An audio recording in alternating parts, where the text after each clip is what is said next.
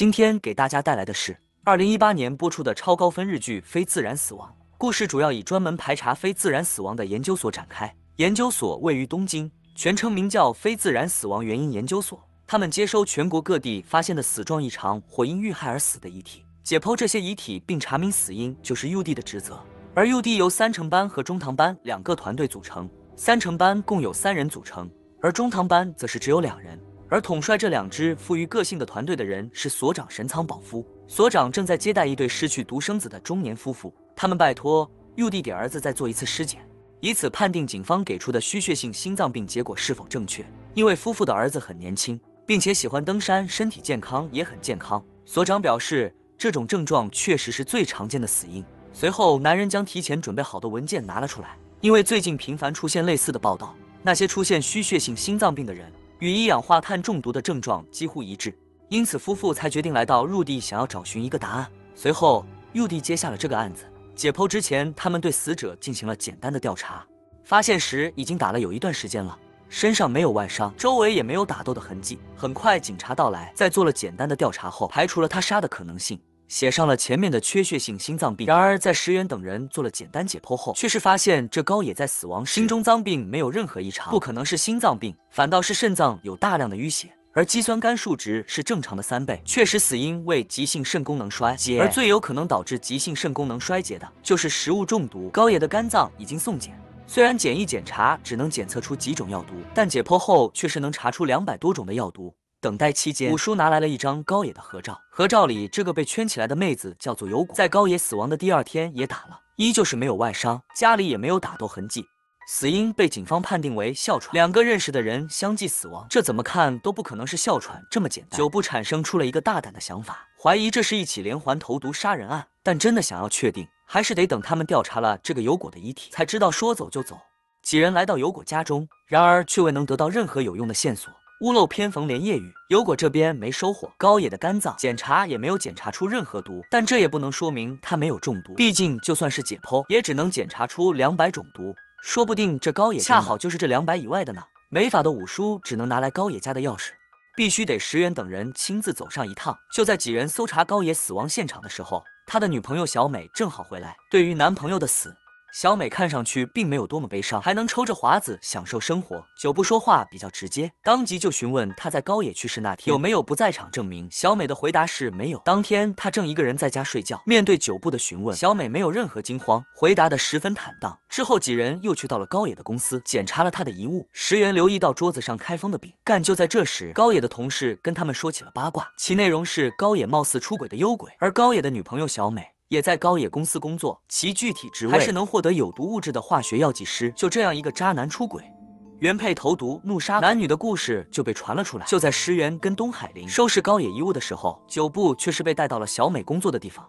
虽然不知道对方接触的到底是哪种毒物，但能看出是在进行聚酯的研究。听到久部的话，东海林立马反应了过来，表示聚酯会用到乙二醇，而这乙二醇在进入人体30分钟后，消化器官和中枢神经系统就会出现异常，超过12小时就会引起呼吸障碍，这正好对上有果的哮喘，而超过24小时则会引起肾脏障碍，也就是高野的死因。而且这乙二醇还入口甘甜，完全可以掺和到饮料或是小零食里面。经东海林这么一提醒，石原猛地想起他在意的那盒饼干，仔细一想，原来是这种饼干在有果家也出现过。石原感觉自己找到了新线索。然而，当他将2个地方的饼干带回去化验后，确实发现里面并没有乙二醇。不仅如此，高野的遗体里也没有检测出乙二醇。从高野家和公司里带回来的所有样品里面也没有发现跟死因有关的东西。就这样，石原几人的调查彻底陷入了死胡同。晚上，久部带来了新的消息，他调查到这个饼干并不是小美买的，是高野出差后带回来的。而前面传的火热的高野和有果有一腿的传言也是谣言，只不过是高野将感冒传给了有果而已。石原感觉自己调查错了方向，他再次拿出奈何饼干查看，发现这玩意是从沙特阿拉伯那边买过来的。他连忙将病例搜索范围定在了中东国家，却不搜不知道，一搜吓一跳，竟然发现沙特那边正在爆发一种名为 MER 病毒，在沙特那边已经造成500多人死亡了。它的初期临床表现和普通感冒没有任何区别，但是会急速恶化，继而引发肺炎和呼吸困难。最终导致死亡。更可怕的是，这玩意能够通过飞沫传播，感染率高的可怕。高野回来后出现了感冒的症状，本以为是小感冒，但是在双休日时急剧恶化，过激的免疫活动导致急性肾功能不全，而 MERS 的死者几乎都会变得呼吸急促，很容易和哮喘弄混，所以现在破案高野和优果的死因都是这 MERS 病毒。此通告一出，引发了社会的恐慌，同时也给死者父母带来了巨大的舆论压力。网络上铺天盖地的全是对高野的斥责，责怪他把病毒带回了国内。这里面最难受的还得数高野的父母，就连参加儿子的葬礼都会被记者围住，大家都是质问他们儿子将病毒带回国的事情，却没有一人在意他们。刚白发人送黑发人，葬礼上小美向石原出示了一份高野回国后3天在东央医大的体验报告，表示体检报告上显示高野结果良好，没有任何问题，而且他是有常识的人，若是有感冒症状的话，一定会向海关说明。但石原却是表示体验无法检测出冠状病毒，而高野的感冒症状也很难证明是从什么时候开始的。换句话来说，就是现在想证明高野是被冤枉的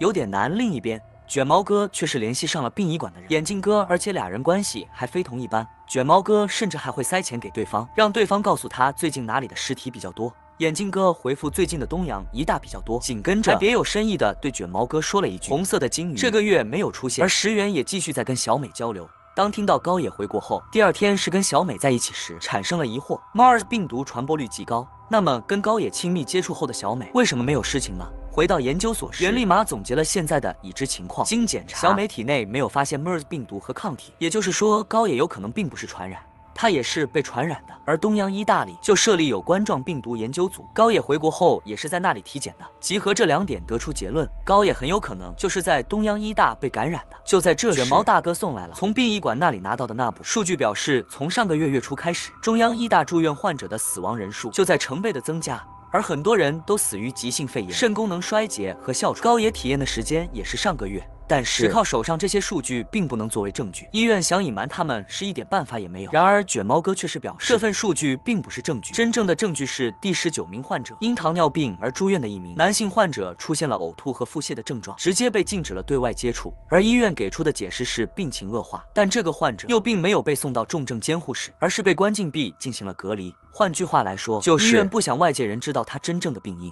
这名患者在2天前死亡，今天火化。时间紧迫，久部立马载着石原火速赶到火葬场，在最后一刻从焚烧炉里面将遗体给抢救了出来。紧跟着石原又说服了家属，请求他们同意解剖尸体，以确定死者也是感染了 MERS 病毒。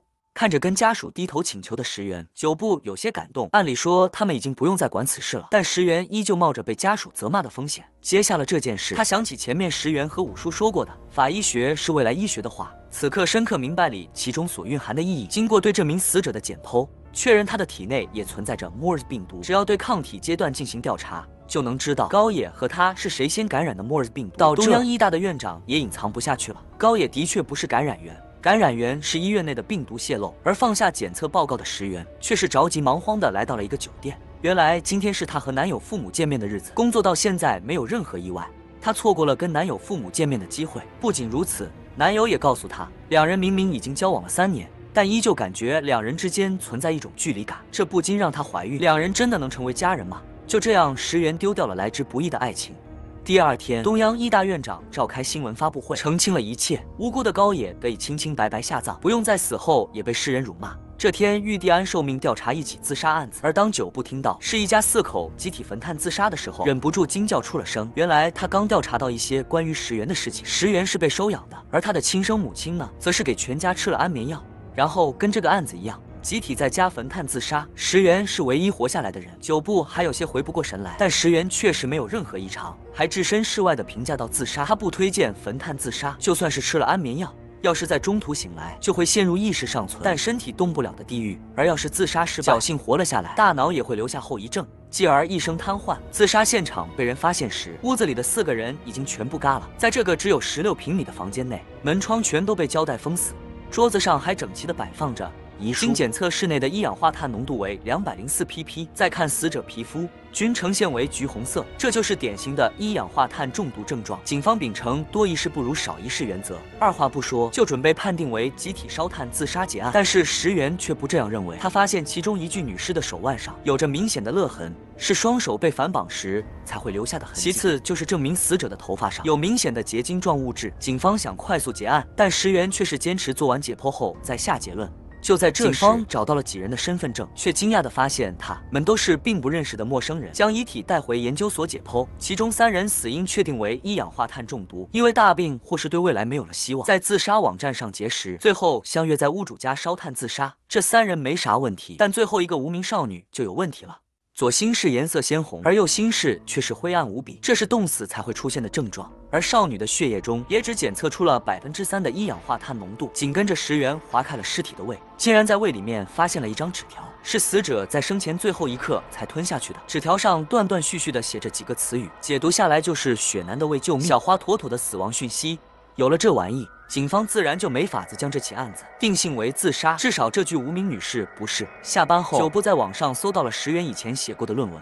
石原也是个狠人，还能从容的作为第三者，将童年噩梦当做了论文内容，且认真的还原了自杀现场。犯案者是石原的母亲，她先将安眠药混在茶水里，等全家人喝下后，再点燃房间里的炭火。而当时年幼的石原则是在卧室等人，发现自杀现场的时候，除了石原以外的人已经全部赶了。石原则是陷入昏迷，医生推测再晚半个小时，那石原的大脑就会受到不可逆的损伤。第二天，小花胃里面食物残渣的检测报告出来，发现了咖喱粉和牛肉，但这肉的糖原数值却是牛肉的3倍。众人猜测这玩意应该是马肉。紧跟着是血液，检测报告表示，小花血液里的红细胞全被破坏，也就是说，她是在零下20度以下的环境被冻死的，不是雪山遇难，就只能是被关在制冷设备里。另一边，警方也没有闲着，他们已经找到了小花的父母。2人来到太平间，五叔和石原都已经低下了头，准备听嚎啕大哭的时候，对方却是突然间表示死者并不是他们的女儿。与此同时，警方来到了就自杀现场附近的一个水产公司，经检测，少女头上附着的白色颗粒就是盐，而这水产公司里面也有用于存放海产品的冷冻仓库。警方怀疑是自杀的屋主绑架了这名少女，用冷冻仓库将对方冻死后，再将尸体运回了家里，然后再跟另外2人一起实施了烧炭自杀。石原却不认同这个说法，他们在现场检测出的一氧化碳浓度是204pp， 但根据房间的体积和烧炭量来计算，房间内一氧化碳的浓度应该在1800pp 才对。整个房间密不透风，那么一氧化碳浓度为什么又会差这么多呢？而且这204ppm 的一氧化碳浓度能不能打还是一个问题。所以石原推测，在被警察发现自杀现场之前，一定有人先到访过自杀现场，将无名女士搬进去，伪造成了烧炭自杀的意愿。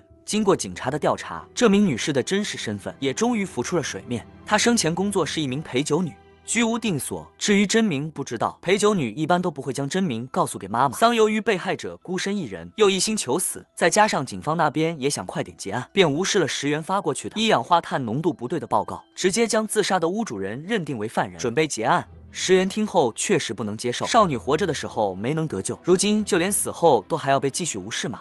五叔心里也很不是滋味，但这是警方决定的事情，并不是他所能插手的。为了转换心情，世人拉着酒部来到了一处温泉泡脚，但泡脚为假，调查为真。原来世人早就收到了一份水质成分报告，表示这个温泉的水比海水更为接近，而且这附近还能吃到肝糖含量极高的鹿肉。这里是一个温泉度假村，两人也在一家便利店里面找到了鹿肉咖喱味的饭团。仔细一对比，这饭团的成分跟无名女士最后晚餐的成分相符合，应该是这玩意没得跑了。但也存在问题，那就是这女士胃里食物的容量只有饭团的1半，也就是说，她将另一半分给了其他人。紧跟着，两人又打听到附近存在冷冻库，二话不说，立马赶过去。很快，石原便相中了一辆冷藏车，只见车身上印着所有的英文字母，翻译过来就是雪。而车的旁边还存在着一个流着温泉水的水龙头，而水龙头上还结出了厚厚的盐粒。两人进入冷藏车，发现了用来反绑的塑料口，还在留言板上发现了几个单词，跟死者胃里发现的纸条结合在一起，就是救救我们。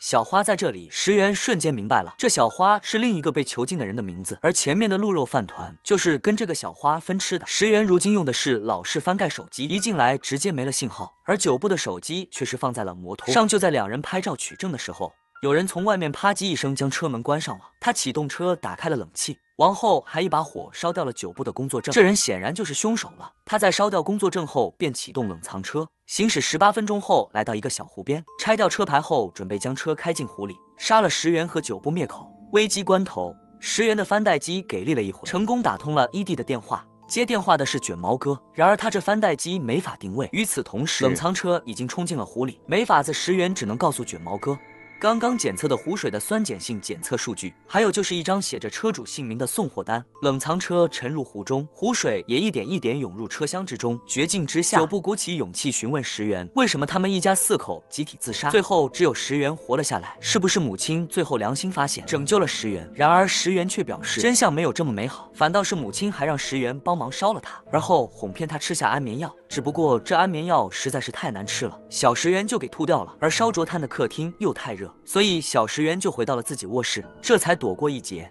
回忆结束，回到现在，湖水已经全要漫到2人脖子处了。救援终于赶了过来，而小花还活着，成功得救。至于那无名女士的真实身份依旧不知，如今留下的只有一个首饰和被归纳到身份不明的案宗。送别遗体后，大量记者闻声而动，全都赶了过来，大家伙全都想分一杯羹。其中代表人物就是这个带着墨镜不断说着对死者不敬的话的男子。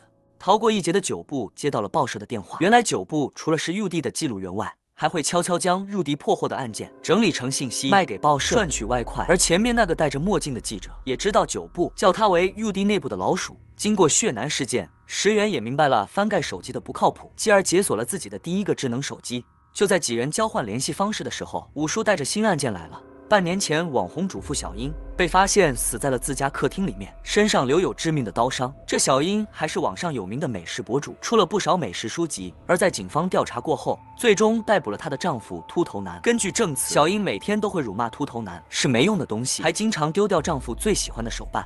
多年以来的怨恨成为了杀人动机，这才杀掉了小英。久不听后很是疑惑，不知道他俩为什么不离婚。只有石原明白，只有亲人之间无法分开，才会剪不断理还乱，最终走上极端，发生这种案件。这就是1半以上的凶杀案都发生在家人之间的原因。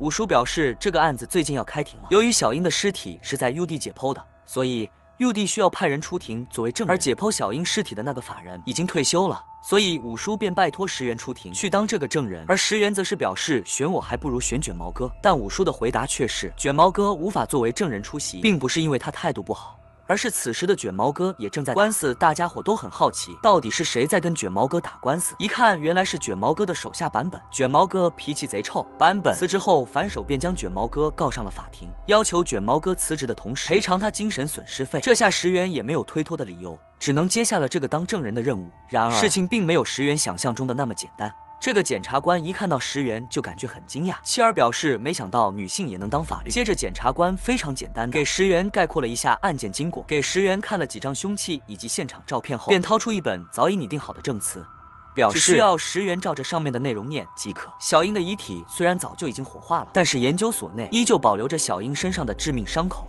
石原拿出这玩意想作为补充证据，但检察官却是看都没有看一眼，当即表示不需要计划之外的证据，不用石原搞那些花里胡哨，只需要他照着稿子念。对于检察官这态度，石原感觉非常不爽，但还是强忍着心中的火气，默默点了点头。很快就来到了开庭日，检察官放出被害人家的分布图，表示小英赶了的时候，秃头男正在卧室里呼呼大睡，直到早上被警察叫醒。而秃头男醒来的第一句话又是原来那一切都不是梦。正是因为这句话，秃头男成为了警方的怀疑对象。两人生活过得很富裕，然而这些钱却并不是小英卖书赚来的，而是秃头男继承的巨额财产，也就是这小英住着秃头男的房子，用着秃头男的钱，还反过来骂他是一个废物。小英的弟弟表示，秃头男平时是一个性格温厚的人，还经常照顾自己，拿钱给自己在京都开了一家日料店。而石原也按照检察官的要求，乖乖念了那份拟定好的证词，没有给自己加血。最终凶器认定为厨房的一把菜刀，现在各种证据都已经熄火了，只需要上面那位将锤子一敲，就能给秃头男顶嘴。但有句话叫做没有意外的话就要出意外了。检察官给众人播放了杀人过程的动画演示，但石原在看到演示后的伤口后，确实发现了不对劲。伤口是直角在右上方的一个三角形，但造成这种伤口的菜刀一般是给右撇子准备的，而小英是个左撇子，她的手表戴在右手上，生活照上也是左手握着菜刀。而当左撇子专用的菜刀刺入人体后，会留下一个直角在右下方的伤口。换句话来说，就是给小英准备的左撇子菜刀。根本就不可能成为凶器。石原还在暗自庆幸，在敲锤子前发现了这一点，但检察官却是不悦地皱起了眉头。石原这波操作直接推翻了检方之前所有的努力，更是狠狠地扇了他们检方的脸。检察官离开后，一个男人将自己的名片递给了石原。这个男人是秃头男的律师石原。今天这波操作让秃头男看到了希望，所以希望私下能和石原聊上几句。秃头男表示自己的确很恨妻子小英，但却没有杀死对方的记忆。案发当晚，他和平时一样蹲在房间里打游戏，12点左右吃下安定剂睡觉，然后半夜爬起来上了一个厕所。便看见小英浑身是血的躺在了地上，那时候的他也是迷迷糊糊的，便寻思着梦侦特们的真实，然后就回房间睡觉了。直到第二天早上被警察叫醒，知道小英真的赶了后，才忍不住说了一句：“原来昨晚上看到的一切都不是梦。”由于他睡前吃了安定剂，所以根本就想不起那天晚上自己干了啥。在警方的威逼下，秃头男就这样承认了自己杀人的罪行。石原听后很是无语啊，但为了得知真相，找出真的凶手，石原依旧从检方证人变成了辩方证人。很快来到第二次开庭院，在开庭之前，律师让石原将自己的衣服扣子扣上，原因是这次庭审的法官都是些上了年纪的老头子。石原很是无语啊，法庭不是看证据的地方吗？这跟我身为女性有半毛钱关系？为了胜诉，检方这次还专门找来了一个老法医来当证人。这老法医一上来就表示自己干了多少多少年，解剖了多少多少的尸体，用自己的经验来讽刺年轻的石原，表示他资历不深，却爱开口说大话。石原还想再拿左右手菜刀造成伤口不同的数据说事，但这检察官却是逮住石原的女性身份不放，说他推卸责任，出尔反尔，最后还差点上升到全体女性的高度。检察官的不要脸彻底的激怒了石原，在法庭跟对方吵了起来，而这就是检察官的目的，让石原在法官面前发飙，证明他就是一个情绪化、感情用事的人。而那些记者也是不嫌事情大，甚至刊登出了“理性检察官 vs 歇斯底里的女法医学者”为标题的报道。这一下秃头男也有些怂了。如果他主张无罪辩护，最终输了会坐20年的牢；如果他承认杀人，并以神经衰弱做辩护的话，只需要坐10年的牢。还有就是这秃头男对石原也没啥信心，表示石原跟其他女人一样，只要情况对自己不利，就会把所有的过错都推给其他人，表示不能让一个女人来主宰他的人生。马蒂说的人家欠你的一样，咱的建议是直接抬走，10年也够这个老小子喝一壶的。运气差点，可能还扛不过10年。石原听到这话，自然十分的失望。而网上这件事还在持续发酵，如今已经演变成了男女对决，键盘侠们甚至还开始了各自站队。属实吃瓜不嫌事大，但石原却不在乎这些，他一心只想证明秃头男是无罪的，继而抓住真正的凶手。石原继续收集证据，除了伤口外，他还对刀本身进行了成分鉴定，以此来确定刺进小英体内的刀是不是作为证物。那把左撇子专用陶瓷菜刀，凶器在刺进身体以后，会有一些自身成分会附着在伤口上面，而小英的致命伤口就在 UD。保存石原对浸泡伤口的福尔马林溶液进行分析，继而检测出了铁跟液等成分，而这些元素都是构成不锈钢的主要元素。有了这个，就能证明杀死小英的绝不是那把陶瓷菜刀。不仅如此，两人还发现硅元素异常的高。另一边起诉卷毛哥的版本回到了拿自己的私人用品被九姑发现，九姑便请求他撤诉。其实版本根本就没有指望过卷毛哥能够辞职，他起诉只是为了同于地圈一笔钱，毕竟合同是一年一年的签的。再加上他年纪大了，工作也难找，已经快到恰不起饭的程度。最后一次庭审，石原找上了卷毛哥合作，由他取代自己成为代理证人，出席第3次庭审。而石原则是去搞定起诉卷毛哥的版本。石原给版本带去了卷毛哥的道歉书以及一封推荐信，这样既让版本解了气，又保证了他的工作。石原诚意已经拉满了，版本自然不好意思厚着脸皮继续起诉。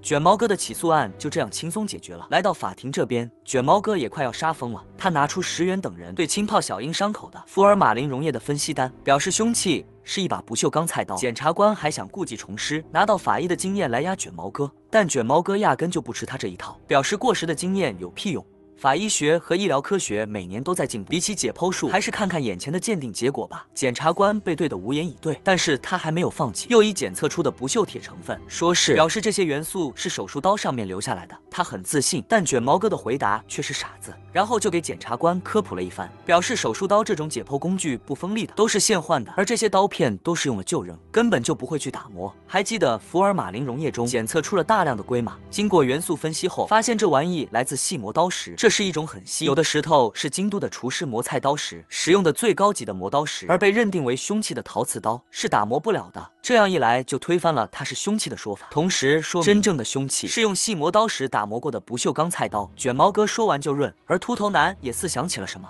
看向了在京都开日料店的小舅子。感受到众人目光，小舅子心虚的低下了头，没跑了。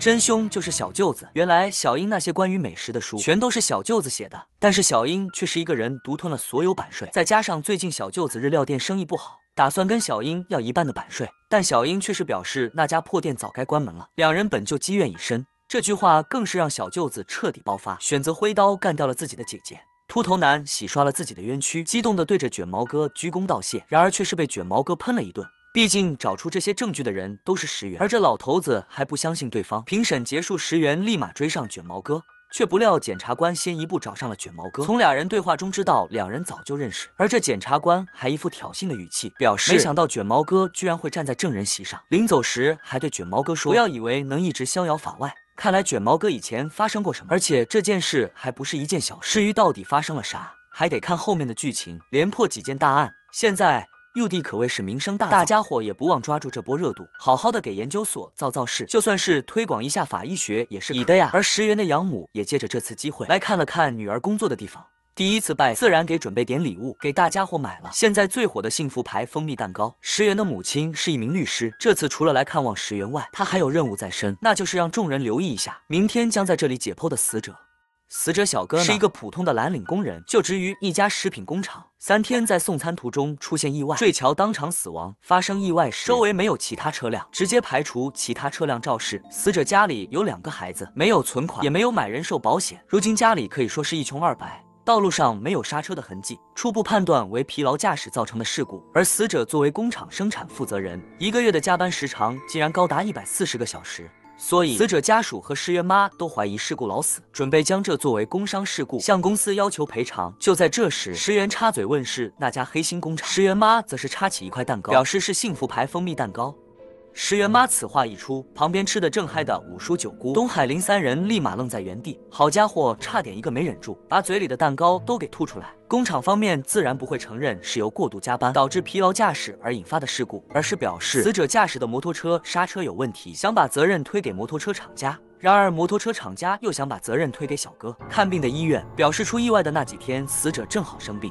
然而来到医院后，院方又表示死者的 CT 检查没有任何异常，但为了以防万一，还是建议他多留院观察几天。但死者却是拒绝了，理由是工作太忙不好请假。这样一来，责任又回到了蛋糕工厂上面，三方就这样轮番踢皮球，谁都不想给这起事故买单。那么到底是过劳死病死，还是摩托车出问题导致的事故死？这一切还得解剖说事。转眼第2天，大家便对遗体进行了解剖。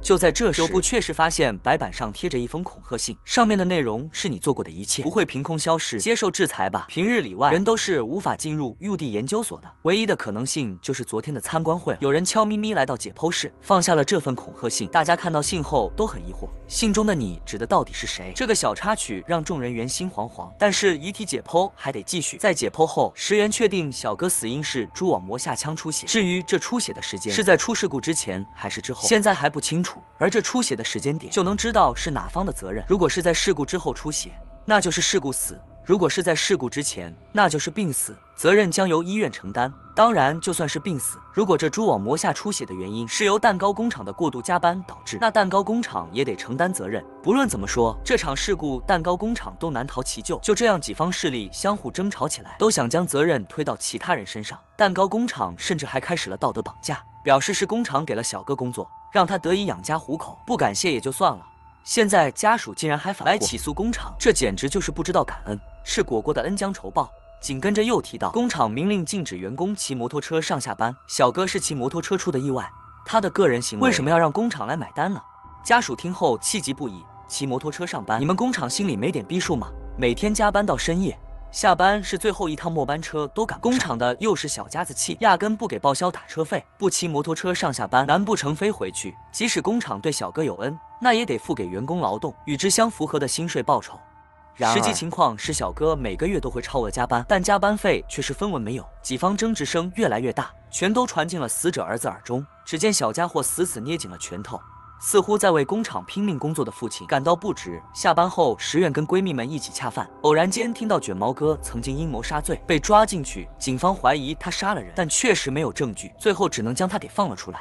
而这件事也让卷毛哥在法医界的名声变得极臭，所有机构都不敢雇佣他。最后还是心善的五叔收留了他，让他留在了 UBA 工作。这天上班的时候，卷毛哥突然间找到石原，承认了前些天出现在解剖室里面的恐吓信是写给自己的，还表示自己已经收到好几封这样的恐吓信了。但是收到这些信的原因，卷毛哥却是闭口不谈。然而就算是这样，石原结合从闺蜜那听来的传闻，也猜了个8、9不离十。随着进一步的解剖，众人又发现小哥的脖子上有动脉裂的痕迹，说的专业一点，就是外伤性椎动脉减龄椎骨，也就是脖子后面这块骨头。再简单易懂点，就是小哥磕到后脖梗了。而且他这个伤很奇怪，从周围组织的恢复情况来看，最少也是30天以前的伤。由于是内伤，之前一直没有展现出来，现在知道了小哥死亡的真正原因，摩托车厂家和医院的责任就被排除了。现在需要知道的是，30天前小哥到底经历了什么，才导致磕到后脖梗的？与此同时，石原妈也收到了一封来自蛋糕厂内部员工的匿名信，承认了工厂的确存在过度加班的事实。石原妈便找到工厂的厂长交涉，希望他能站出来坦白一切。然而厂长上面还站着财阀老板，而这老板呢又压着厂长，让他无论如何也不许承认工厂存在过度加班的事情。厂长那个难啊，被夹在中间，压力山大，竟然在交涉过程中心脏病突发，啪叽一声倒在了地上。说到底，工厂加班最多的人就是厂长。只要生产线还在动，他就必须守在生产线面前，就过度加班。这是厂长也给财阀老板提过，但老板想的肯定是获取最大的利润，直接一句实在不想干就走人，堵死了众人的嘴巴，让他们心甘情愿的主动加班。小哥妻子回想起，小哥1个月前曾满身是血的回到家中，那天是城市的烟花节，蛋糕工厂一下子接到了很多的订单，而且里面有几个还是财阀老板亲自要的。厂长本打算自己送，但小哥却是表示自己下班正好顺路。就这样连续工作了15天的小哥便去送了这批蛋糕。等小哥来到老板家里的时候，已经是深夜了，美丽的烟花已经在夜空中绽放。老板接过蛋糕，抱怨了一句怎么来的这么慢，他没有说一句谢谢，甚至连小哥看都没有看一眼，便转身离去。小哥则是苦涩一笑后叹气，收拾好心情后准备回家连续工作15天。此时小哥的眼睛都快睁不开了。就在这时，摩托车经过一个弯道，小哥就这样滑了出去，摔在地上，并在那个时候磕到了后脖梗。与此同时，他加班加点用生命做出来送出去的蛋糕，却是被富家公子哥们无情糟蹋。小哥回到家后，第一件事情并不是清洗擦拭伤口，而是来到熟睡的孩子身边，一脸幸福地对孩子们说，等他们长大以后能过得幸福就好了。在知道是老板亲口让小哥送的蛋糕后，石原和9部便根据摩托车上的擦痕找到了小哥出事故的地方。这期间醒来的厂长也是良心发现，跟只在乎利益的老板硬气了一回。在众人的帮助下，案子解决了，的确是蛋糕工厂方的责任。案件解决后，石原回到 UD 研究所，刚到就看见卷毛哥坐上一辆车出去。不久前一直跟卷毛哥合作的眼镜哥突然间打电话联系了他，表示前面提到过的红色的金鱼出现了。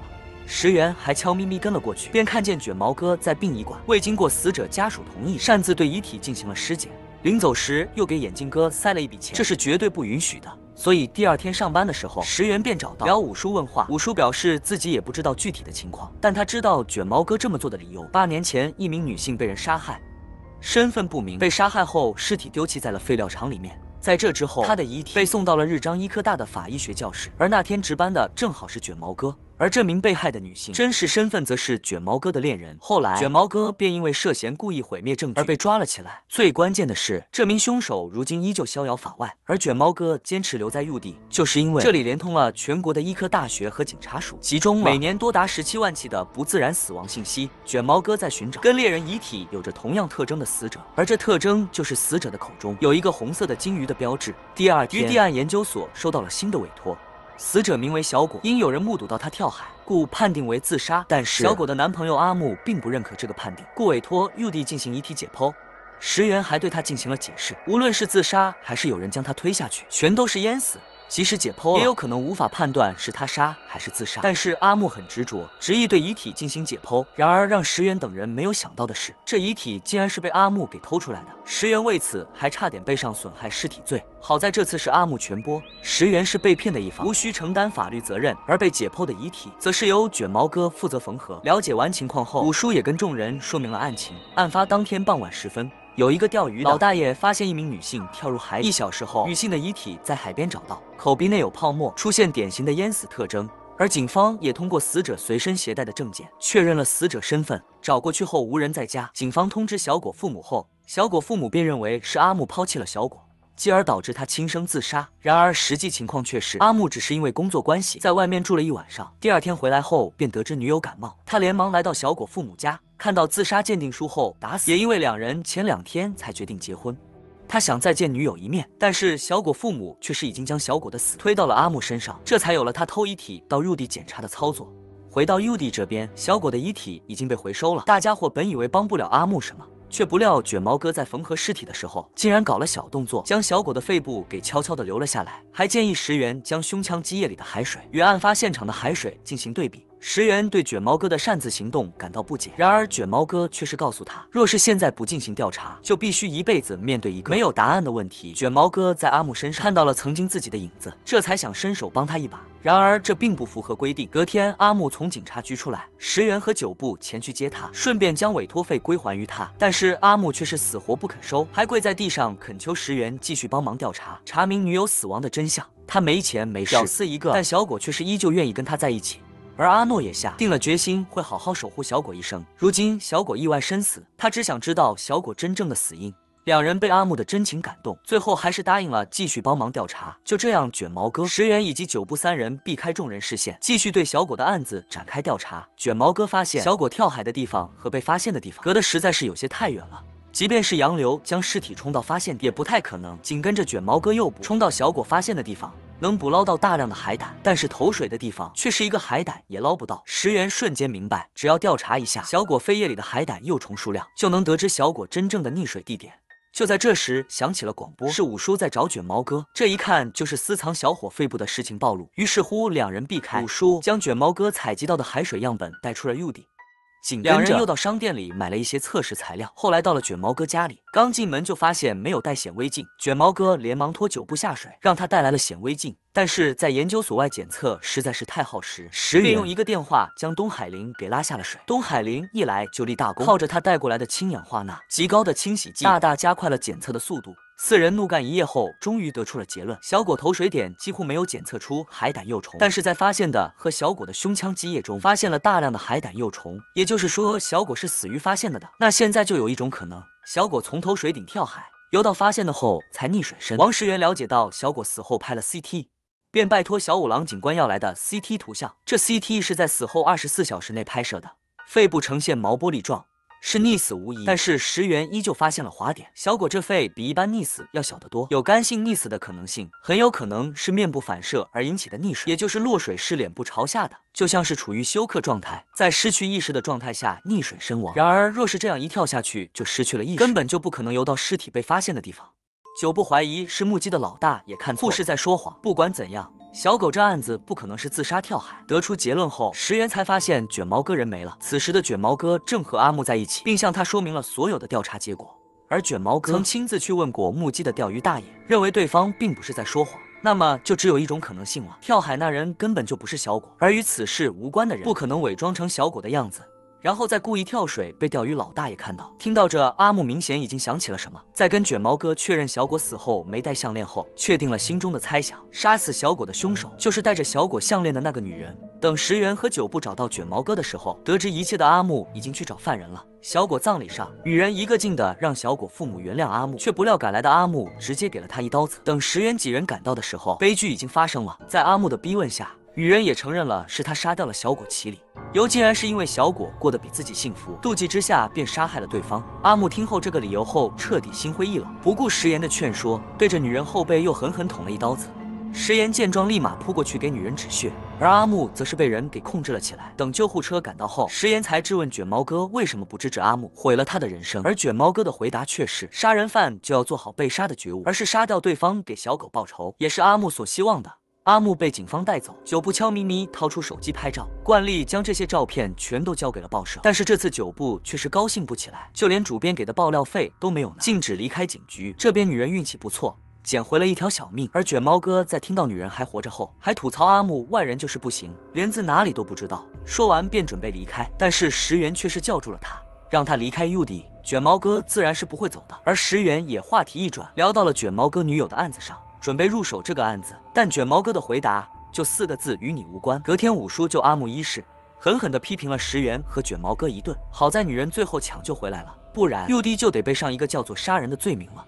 下班后，东海林邀请石原去参加一个聚会，表示聚会上全是身材爆炸的健身小哥哥。东海林光是嘴上说就一脸的花痴样，然而石原却是不感兴趣，立马就给拒绝了。之后，东海林就独自去参加了聚会。不出意外的话，就该出意外了。果不其然，东海林第二天是在酒店里醒来的，旁边的帅哥是健身房会员之一的群体。此时已经打了，东海林吓一跳后，连忙叫来了石野。而他则是努力回忆昨晚上发生的事情，其结果就是喝得太多，啥也想不起来。他只记得昨晚上全田一个劲的给他灌酒，而东海林也确信自己并没有喝醉，但是在离场时却是感到了异常，玄田便趁机摸上来送他回家。然而东海林走到半道便没了意识，等他再次醒来，就已经是第二天早上了。而全田也压在了自己身边。石原在警察赶到之前，给东海林做了血检，他怀疑对方多半在东海林离开上厕所的时候下了安眠药，而石原却是表示全田是窒息而亡。没多久，警察赶到酒店，调查监控后发现，的确是全田将东海林带到了酒店，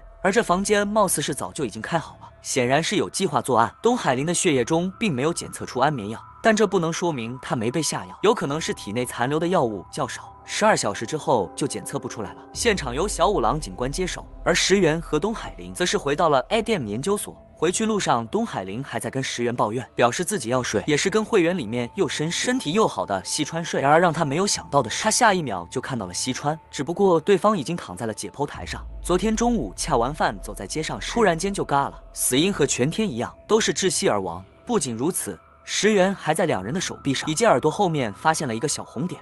石原感觉是某种耳部监控器，但东海林却是表示这是健身会所的数据传感器，能实时检测佩戴者的心跳、血压以及体温。卷毛哥当即想到，若是能观看设备上的数据，就能知道两人在打之前体内发生了什么变化。石原将这个情况告诉给警方，并让小五郎警官去拿死者的健康设备，而警方也从全田身上的胶囊里检测出了安眠药的成分。经调查发现，他这已经不是第一次作案，前面还有2次女性被下药后带进酒店，然而却无法从他们身上检测出安眠药的成分。警方感觉还有其他的受害者，误怀疑是受害者对全田实施的报复。紧跟着小五郎警官又表示，这件案件被搜查2课接手了，还着重表示搜查2课的人会再找东海林做一次比。石原从2人口中打听到，玄田的尸体被送到了明邦大学做解剖，而这明邦大学呢，又正好是石原推荐坂本去的地方，所以石原和久部就去拜访了这个曾经的同事，用他最喜欢的玩偶玩具套到了全田的解剖报告。不仅如此，他们还知道了警方怀疑是毒杀，将药物毒素方面的专家协和全田接触过的东海林当做了这起杀人案的嫌犯。得知这个消息后，石原赶忙给东海林打去电话，殊不知搜查2课的人已经杀到了阿德尔。卷毛哥对此有经验了，提议东海林赶紧认。在武叔掩护下，东海林从后门跑出了阿德尔，紧跟着石原也赶了回来。为查明2人真正的死因，石原和东海林来到存放健康数据的 GC 公司。这个公司的创办人名为岩勇，也是健身会所的会员。石原谎称自己在养老院工作，准备给院里的老人们采购一大批的健康检测器。为了不上当，要求查看实际数据。石原演技在线，岩勇没有多想便同意了下来。而石原也找到了全田和西川的数据，从这数据上看，2人应该是受到了某种刺激，最后缺氧而死。而且石原还注意到，东海林和岩勇取下检测器后，手腕上没有任何异常，但死掉的全田和细川手腕上和耳朵后面却是出现了一个红点。石原刚汇报完情况，小五郎便带来了细川的检测器。卷毛哥用 X 光照了一下后，发现这细川的检测器里面竟然装有强力电容器。另一边，久部会面的自由撰稿人肉户，也就是前面戴着墨镜的记者。肉户告诉久部，全田和细川在大学时和社团的一群狐朋狗友鬼混，甚至犯下了一桩集体强奸案，但这案子最后和解了，与此案无关。这件案子之所以惊动了搜查2课，是因为这2人参与了虚拟币诈骗，用合法的方式赚到了4亿。搜查2课本就已经盯上了2人，却不料2人突然间一起打了警。跟着肉户拿出一张照片，表示社团里除了他俩，还有2人也参与了虚拟币诈骗。一人叫做丽花，是个飞行员，而另一人就是前面出现过的岩勇了。知道这些后，卷毛哥和久部都第一时间联系了在外逃亡的石原和东海林。原来搜查2课的人将东海林当做了全田的女人，怀疑他准备杀掉几人，独吞4叶。而全田和细川的真正死因则是触电死，微量的电流不会在体内留下电流瓣，装有强力电容器的检测器接收到外部的信号后，释放出微小的电流，电流通过体内被左右的耳朵夹的共振作用正强，继而刺激颈椎神经，而颈椎神经里的 C4 神经又跟腹部的横膈膜相连接。C4 神经麻痹后，横膈膜也会停止工作，左右横膈膜停止工作后，人会因无法呼吸而亡。而两人的窒息就是以通电了引发的窒息身亡，而能改造这检测器的只有一人，犯人已经很明显了。正是严勇，他准备独吞四野。如今全田和细川都已经打了，只剩下了丽花一人，而丽花也拿到了严勇给她的新设备。两人还查到丽花今天有起飞任务，若是飞机起飞后丽花嘎了，那事情可就大条了。来不及犹豫，石原或东海林火急火燎地赶往机场，然而还是慢了一步，飞机已经跑起来。与此同时，另一边严勇的激活代码也跑完了，就见飞机上的丽花一阵抽搐，跟着便失去了意识。好在现在飞机还没有完全起飞，一脚刹车刹住，而丽花也在后赶到的9部的人工呼吸下救了回来。晚上，小五郎警官告诉两人，严勇已经被抓获，而搜查2课也停止了对东海林的调查。得知消息的石原和东海林这才长舒一口气，这事总算是过去了，一起高兴的去喝酒了。与此同时，五叔和卷毛哥也在Other里面喝酒畅谈。五叔将石原跟踪卷毛哥的事情说了出来。另一边9部再次会面了，肉虎打算给他这次的情报费。肉虎表示两人已经是朋友了，不收钱，紧跟着甩出一张纸。询问9部，卷毛哥在看见这张纸的时候是什么表情？9部打开，赫然是曾经出现在解剖室里面的恐吓。信肉虎也知道卷毛哥女友小西的案子。卷毛哥虽然因证据不足被释放，但小西的家人却依旧认为卷毛哥就是犯人，所以每年都会在小西忌日这天给他送去恐吓信。九波还是很相信卷毛哥，表示他是个怪人，但绝对不会杀人。而肉户却是告诉他，每个人都有不为人知的一面。石原的弟弟阿秋是补习班的老师，阿秋的学生白井在得知石原是法医后，就很想跟他见上一面。石原很是高兴啊，毕竟现在法医实在是太少了。奈拉一个是一个，石原如约前来，但这白井却是爽约了。第二天，这个白井就加了石原的联系方式，还给他发来了一个链接。石原点开后立马愣在原地，这玩意竟然是一个杀人现场直播。红椒哥表示自己杀了人，后面就趴着一个全身是血的男生。石原见状连忙让9部录像，跟着拨通了白井的电话。而这红椒哥正是白井，他让石原判断后面男生的死因，若是答错就杀掉另一边的学生 X， 只要直播还在继续，那 X 就会平安无事。也给了石原一个期限，那就是直播人数到达10万之前。卷毛哥让石原直接挂断电话，不要跟小屁孩胡闹，但石原没他那么冷漠，最终还是接受了挑战。他让白井拍一下死者的眼睛，随着镜头移动，石原发现死者背部有3处被刺破，而死者的瞳孔已经开始扩散，至少已经打掉15到16小时了。推定死亡时间为昨晚的8点到10点之间，而遗体也是货真价实的。石原还打算让对方拍一下死者的后背，但白井却是表示需要观看人数增加才会给出新的线索。在观看人数超过1000时，白井给出第一个线索，表示死亡地点并不是现在直播的地方。告知线索后，便不再理会石原了。很快，阿秋和石原就来到了白井的学校。经调查，打掉的那名学生外名叫横山，而人之 X 看上去像是学生小孩。老师表示并没有看到他们3人一起出现过。另一边，9部和东海林也找到了第一案发现场，是一间器材仓库。进去后，敏锐的9部又发现了一张带有血迹的软垫。杀人直播很快便在学校里面疯传，警察也杀了过来。白井的电话是通过程序语音打过来的，继而无法定位，但9部却是让他们通过警方的网络部门，根据直播服务器的访问接入点进行调查，但对方却是表示自己是少年犯罪课的人，能力有限，干不了这种高科技的事情。此时直播杀人间已经传得沸沸扬扬，观看人数已经来到了3万人，而白井也给出他第2个线索，让石原查看了死者身体上的伤势。石原发现遗体上有着3处皮下出血，而后背上则是3处纺锤形的刺伤，致命伤应该在肝脏。从出血量看，死因应该是肝动脉受伤导致的失血过多而死，而凶器也和白井手中的那把刀相符合。但石原总感觉事情没有这么简单，感觉这白井似乎想借自己之口表达些什么。反复观看录像后，石原发现3处皮下出血点后背上的3处刀口位置相对应，伤口平整，没有外翻。不仅如此，死者身上还有多处淤青，分别是3天前和1周前留下的痕迹，说明死者在生前曾遭受过暴力。另一边，UD 研究所里面，卷毛哥虽让石原不要接手这个挑战，但他却是在一直关注着杀人直播。就在这时，石原打来电话，让他帮忙去取一件东西。卷毛哥想都没有想，便屁颠屁颠的跑了出去。学校这边，9部突然间跟石原说起了卷毛哥初恋的案子。石原也非常的相信，卷毛哥直接表示卷毛哥不可能杀人，而是对女友的死抱有罪恶感，打算找出凶手后杀掉对方，为女友报仇。而石原绝对不会让这件事情发生。两人谈话之间，阿秋跑了过来，他从白井班级的班长那里打听到，死者曾告诉老师自己被同班里名叫小池的人给欺凌了，但班长见他们是一个社团的，走在一起时还有说有笑的，别以为衡山跟小池的关系很好。但后面就有同学看见衡山在器材仓库里面被欺凌，石原等人找到老师说明情况，但这老师却是表示几人就是在开玩笑，说成校园霸凌属实有些过了。他显然并没有意识到事情的严重性，但校长还是让他找到小池了解一下情况。等老师来到班级时，却发现小池正和班长拉扯在一起。原来是班长回来后拿着手机指着凶器质问小池是不是他杀了衡山，毕竟大家伙都知道这刀他也有一把，如今更是拿不出来。就在这时，观看人数突破5万，而白井所提供的线索就是手里的这把刀就是凶器，这下同学们就更加怀疑小池了。甚至还有说是小池命令白井杀掉了衡山。原来白井在刚入学的时候就经常被小池命令做一些丢人的举动。与此同时，软垫上的血液检测报告也送了过来，证明的确是衡山的。这下子少年犯罪课也没法子摸鱼了，连忙联系相关人员介入了调查。另一边，卷毛哥要拿的东西是 ALS 科学搜查，为了拿到这玩意，他不惜向曾经的助手坂本低下了头。乔把坂本给乐的感觉比中了几个亿还要高兴。在这期间，阿秋也找到了白井手中一直看着的书，表示这本书里写到了隐藏凶器的手法。而警察也对小智进行了提问，这才知道昨晚上他因为偷漫画而被警察给抓住了，11点才被放出来，有充分的不在场证明。石原已经查出了衡山的死因，他拨通了白井的电话，告诉他衡山是失血过多而死，凶器是他手边的匕首。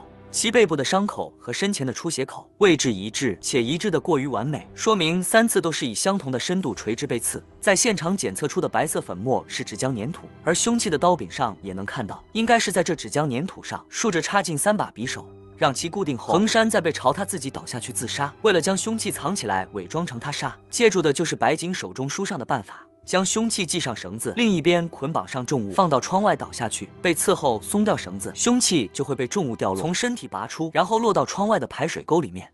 衡山使用的是小池的刀子，又在小池等人经常出现的器材仓库自杀，为的就是想将他们栽赃成凶手。所以衡山的死因是使用刀具的自杀，这是法医学的见解。下面是石原自己的看法。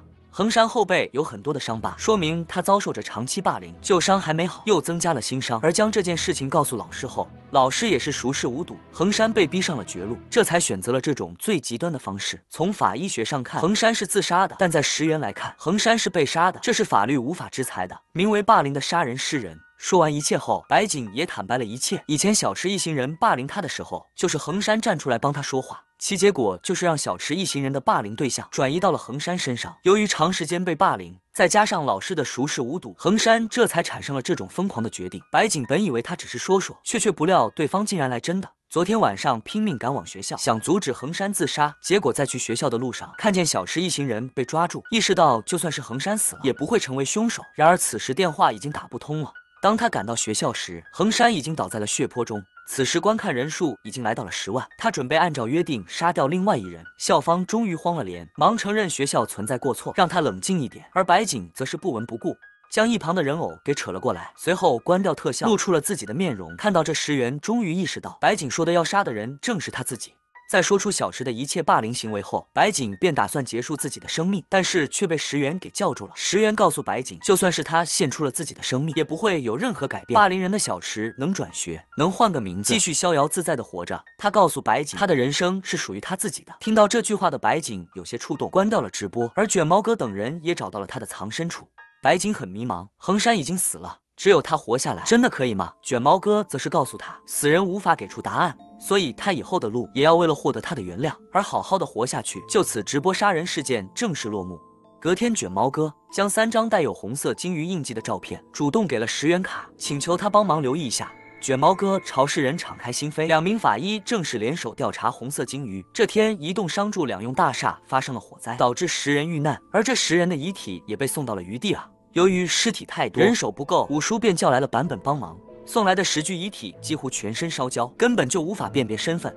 消防署怀疑是有人故意纵火。同时让五叔感到疑惑的是，9具遗体在最高层发生，只有1具遗体是在第2层发现的。经过众人简单解剖后，确认其中9具尸体都是被烧死的，唯独第9号死者血种的颜色呈现暗红色，这是静脉破裂而导致的急性硬膜外血肿。石原便怀疑死者在被烧死前脑后遭到了棒状钝器击打，但这并不是致命伤，直接死因还是被烧死的。但这个发现就给了众人脑补的空间啊。9号尸体是面朝上躺着的，在其腰部发现了线状的皮下出血，而查看火灾现场拍摄的遗体照片后，还发现一条已经碳化了类似绳子的物件。所以石岩怀疑9号尸体是被绳子给绑着了，也就是说，这有可能是一桩凶杀案。就在大家伙都以为本次案件只有10个人的时候，小五郎警察却是表示还有一个第11人，也是唯一一个活下来的人。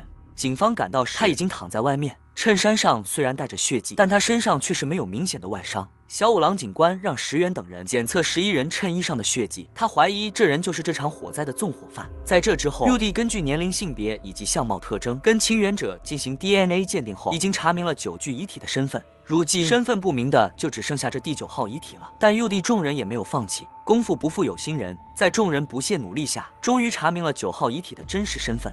男人名叫三郎，曾有一次施暴和伤人的前科。虽然他现在双亲健在，但在10几年前就跟父母断绝了关系，便一直没再见面。现在三郎尸体无人认领，右地也只能叫来了2人。父亲恨铁不成钢，认为是儿子连累了其他人，将已故的儿子骂得一文不值。晚上，卷毛哥给10人看了小西的死亡鉴定，当时小西的遗体是被抛弃在废料场的，体内检测出了高浓度的尼古丁，而这就是他的死因。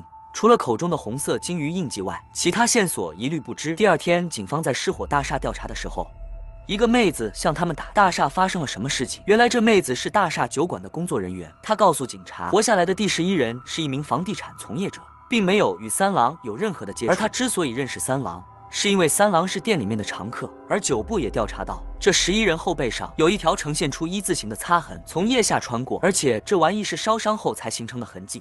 而从三郎腰部的皮下出血来推测，他身上的绳子应该是一个 X 状。石原总感觉这种捆绑法在哪里见，连忙翻书查找资料。就在这时，电视上也说明了火灾的原因，是由投影仪存在不符合标准的零件，导致电源线起火而引发了火灾。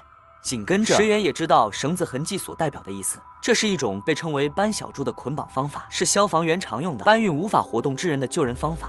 也就是说，是三郎将无法活动的第11人搬出了火灾现场。至于三郎后脑勺骨折的原因，现在还不得而知。得知这些消息后，9部请求五叔帮忙联系了消防署，要来了更多的火灾现场的照片。不仅如此，他还拉着小五郎警官一起重回火灾现场进行调查，终于查明了事情的真相，并将真相告诉了三郎的父母。三郎后脑勺的骨折是气浪将他炸飞，头部砸到栏杆上所致，而三郎则是发现有人困在火灾现场后，便想用绳子将幸存者们救出来。这一点，醒来的第11人高濑已经证实了。当时他虽迷糊，但还是知道有人将他从火场中救了出来。救出高濑后，三郎再次回到火场救人，但是火势逐渐加大，无法下楼的他只能背着众人往高处跑。这就是为什么9具尸体在最高层发现的原因。三郎直到最后一刻都想救出所有人。得知真相的母亲泪流如下，而严肃的父亲眼中也有泪光闪烁。父亲年轻时候就是一名消防员，搬小猪也是他交给三郎的。没想到过去这么久，儿子还能记住，并用他拯救了他人的性命。这时，父亲放下了对三郎的偏见，原来自己的儿子并不是牵连他人的坏人。经过这次事件，9部也决心在右地好好的干下去，特意跟报社那边辞了职。主编没有挽留，反倒是微微一笑。9部这一他就能毫无顾忌发布有关右地的新闻了。画面一转，石原等人跟着小五郎警官来到火灾大楼旁的闲置楼，一具女尸被装在了行李箱里面。而石原在对其进行尸检的时候，竟然在死者口中发现了红色的鲸鱼印记。将遗体运回右地研究所后，得到消息的卷毛哥便发疯似的冲进了解剖室，他准备自己动刀，但由于他是涉案人员，所以这刀不能由他来动。在五叔和石原的相互劝说下，卷毛哥这才放弃了由自己解剖，而是站在外面眼巴巴地看着遗体。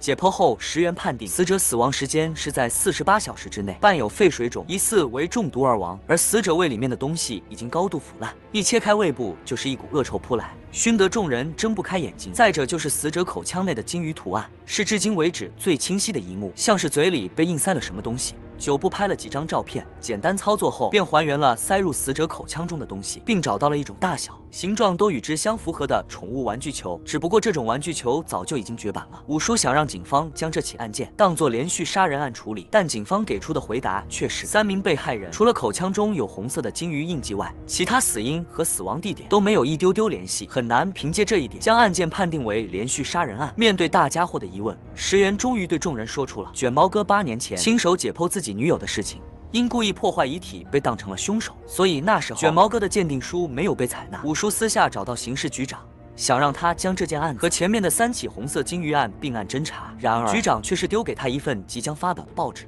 这报道的标题就非常的雷远，UD 研究所涉嫌行贿。武叔还想解释几句，但局长却又是表示下一篇的内容关于监察局和 UD 的黑色关系的报道。这2天报道局长已经压下来，但他还是希望武叔能尽快调查并处理掉事情的源头。另一边，报社的主编来 UD 找到了辞职的9部。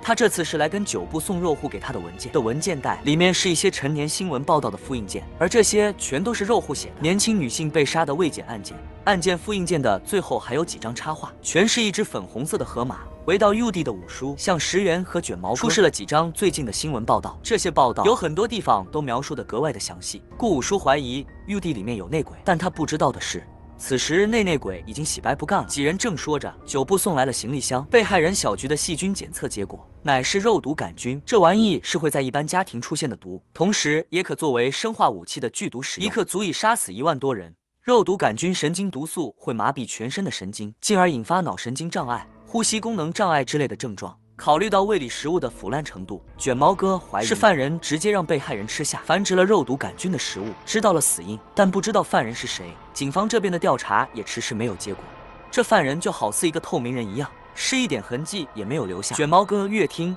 表情越难看，直接砸桌而去。但他并没有放弃。晚上，一个人跑到发现尸体的大楼进行搜查。没过多久，尸源也过来了，只不过人家拿到了正儿八经的许可。2人这一查，还真让他们找到了一些线索，那就是这几只死翘翘的蚂蚁。与此同时，9部找到了肉虎，怀疑是这逼杀了人。然后他这大嘴巴还将肉毒杆菌的事情给说了出去，而听到肉毒杆菌的肉虎却是大笑了起来，继而表示必早就已经有了，说着还唱起了 ABC 之歌。当唱到1之后，他便停了下来，似乎在暗示着什么。隔天蚂蚁的检测报告出来了，检测出来乙酸，而9部也猛然间发现乙酸的英文字母开头正是 F， 连忙暗示周围的人，但没有人听懂他的谜语，而9部也不好摊牌，就这样不了了之了。石原晚上回到家，便拉着母亲和弟弟一起翻起了蚂蚁百科，最后还是远在国外的老爸给力，瞬间就看出了蚂蚁的品种。而石原在查阅了这种蚂蚁的百科后，直接愣在原地，只因为这种蚂蚁并不分泌酸。那么检测出来的乙酸又是怎么来的？隔天，石原和卷毛哥一起通过对化学公式的推导，再加上对案发现场的分析，2人终于得出了结论：小菊的真正死因是福尔马林。2人连忙对遗体进行了2次解剖，的确发现了福尔马林。石原猜测犯人是通过输液的方式给受害者体内注入低浓度的福尔马林。福尔马林流经全身后，所有的脏器全都因酸中毒麻痹，最终导致死亡。而福尔马林最大的作用就是防腐。这也就解释了小菊口中的金鱼印记清晰无比，而胃里面的东西却是异常腐烂。被害者死后胃里面没有氧气，正是肉毒杆菌繁殖的最佳环境。得出这一结论后，小菊的死亡日期就不得不往前推了。石原猜测至少死了有1个多月了。就在这时，东海林看到了9部手里的粉色河马，表示还挺可爱。然而旁边的卷毛哥见后，却是冲过来一把揪住了9部第一。林质问他这幅画是从哪里来的，原来这幅画就是小西的作品，而这张画应该在犯人手中才对。9部人懵逼了，连忙打给了肉虎。这次肉虎也没有再当谜语的，直接向2人说明了一切，表示这张画是前面火灾中被救出的第11人高濑给他的。与此同时，警方那边找到的线索也指向了高濑，到这已经没有什么悬念了。红色禁欲连续杀人案的犯人就是高曼。得知犯人是谁后，卷毛哥立马冲了出去，9部赶忙追上，而小五郎警官也带着人赶了过去。而在高濑家里面，肉户再就知道了他就是红色金鱼杀人案的凶手，却是不告他，还任由他完成了从 A 到 C 的26种杀人案。在他完成之后，还帮助他拍照留念。在这之后，高濑烧毁了所有受害者的遗物，卷毛哥一路狂奔，终于来到高濑家。抄起一个铁锹就准备干掉对方。9部和小五郎警官先后赶到，但几人都没能找到高濑。那么高濑去哪里了呢？原来这笔跑到警察局去了，并不是自首，而是满身是血的表示有人要杀他，请求警察的保护。在之后的询问中，更是一口否决自己杀了人，表示小菊和最后一名受害者惠子都是在看房子的时候自己突然间倒地而亡了，怕他们的死牵扯到自己，才处理了尸体。很快警方就召开了新闻发布会，而逮捕高濑的理由则是侮辱尸体和遗弃尸体罪。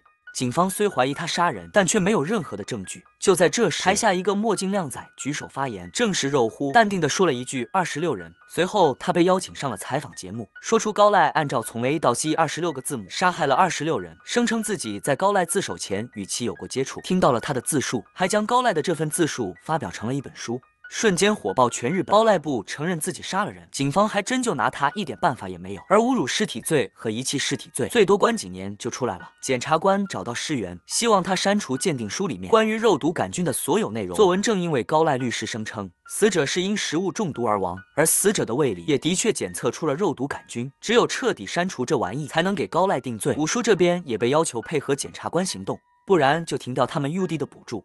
没了这补助 ，UD 只有解散一说。但是石原想不明白啊，对方是怎么知道肉毒杆菌的事情？众人疑惑之极，只有久部惨白着脸低下了头。事到如今，五叔也不好再继续隐瞒，他说出了阿德内存在内鬼的事情，并直接叫出了久部的名字。久部也坦白了一切。前段时间自己以为肉户是凶手，便找到他对峙，就是那时无意间说出了肉毒杆菌的事情。久部对此愧疚不已，现在只能对众人深深鞠躬道歉，然后辞职离开了 UD。现在情况是，高兰明明杀了26人，但却无法制裁他。想到这，卷毛哥就忍不住砸白板，他也递给了石原一份伪造的鉴定书，只要将这个交上去，就能给高濑定罪。然而石原思考一夜后，还是决定坚定自己的原则。然而等他回到工位时，却发现鉴定书不见了。原来是五叔知道石原不会做伪证，先一步拿着鉴定书找到了检察官，一番发言，对的检察院无言以对，最后帅气离场。犯人还没有得到制裁，反倒是已故的被害人的谣言已经在报纸上疯传了。久部看着报纸上有关小西私生活的负面报道，7部打印出来，立马找到报社主编，怒骂他不是一个人。就在这时，一名老人确实叫住了久部，询问他认不认识。肉户得知这名老人是小西的父亲后，久部赶忙将他带到了阿等研究所。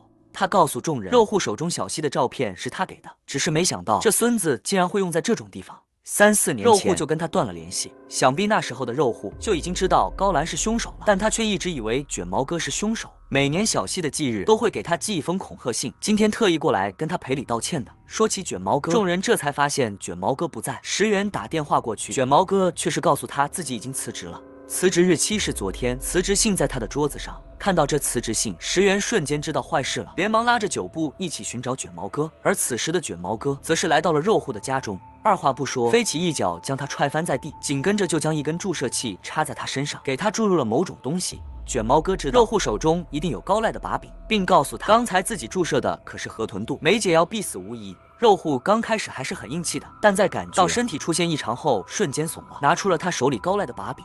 正是那个塞在嘴里的宠物玩具球，这上面有所有被害人的 DNA， 拿到就能给高濑派遣。两人一手交球，一手交解药。然而肉户在喝下解药后瞬间变卦，跟卷毛哥争斗过程中摇晃了他手中装有玩具球的杯子，将里面的硫酸泉都倒在了玩具球上面。这下这玩意就不能作为证据了。卷毛哥哪个气啊，直接将肉户按在地上输出。就在这时，石原和久部赶了过来。此时的肉户很是得意啊，嘲讽着卷毛哥特意准备了河豚毒，都没有拿到自己想要的证据，还亲切地感谢他的解药。然而当他说出河豚毒和解药的时候，石原脸色猛了一点，而卷毛哥的嘴角也浮现出了一抹笑容。别问问，就是河豚毒，不存在解药。石原话刚说完，地上的肉壶就痛苦地抽搐了起来。原来卷毛哥给他打的只是麻药，而真正的毒药是他抢的喝下去的解药。石原还是劝着让卷毛哥给出解药，而旁边的久部却是悄咪咪嗦了一口，再结合地上肉库的症状，判断出瓶子里的是乙二醇。两人的举动终于打动了卷毛哥，交出了事先准备好的解药。肉库这才保住了一条狗命。另一边，五叔和东海林送小西父亲回去，无意间得知对方住在美国田纳西州，8年前那边实行的还是土葬，也就是说小西的遗体并没有火化，而且遗体还进行了防腐处理，说不定8年后的现在能从小西的遗体上找到全新的证据。于是乎，五叔疏通关系，将小西的遗体运回了日本，对其进行再次解剖。转眼间来到法庭上，高濑依旧事后否认自己杀了人，检察官则是出示了高濑跟其母亲的合照，表示高濑的母亲曾以管教的名义将橡胶球塞进高濑嘴中。而石原也表示，对小西的遗体进行再次解剖后，从他的牙齿内侧检测出的 DNA 跟被告高濑一致。检察官当即推测是高濑往被害人嘴里塞橡胶球的时候，手指剐蹭到牙齿时留下的。之后石原直接打起了反方向感情牌，话里话外都是对高濑的同情。可怜的被盗如今还活在母亲的阴影之中。石原一波阴阳怪气，彻底让高濑暴走，当即表示自己杀人是因为想杀就杀了，绝不是因为受到了母亲的影响。一波刺激下，高濑主动认了罪。这个连续杀了26名少女的变态杀人犯，终于被绳之以法。法庭结束，肉户还想趁机溜走，但刚出去就被小五郎带人给围住，以协助杀人罪逮捕归案。红色金鱼事件就此落下帷幕。小西父亲临走之际告诉卷毛哥，小西的下一个故事是关于2只河马一起旅行的故事。小希的旅行虽然已经结束了，但希望卷毛哥能够好好的活下去。带着小希那份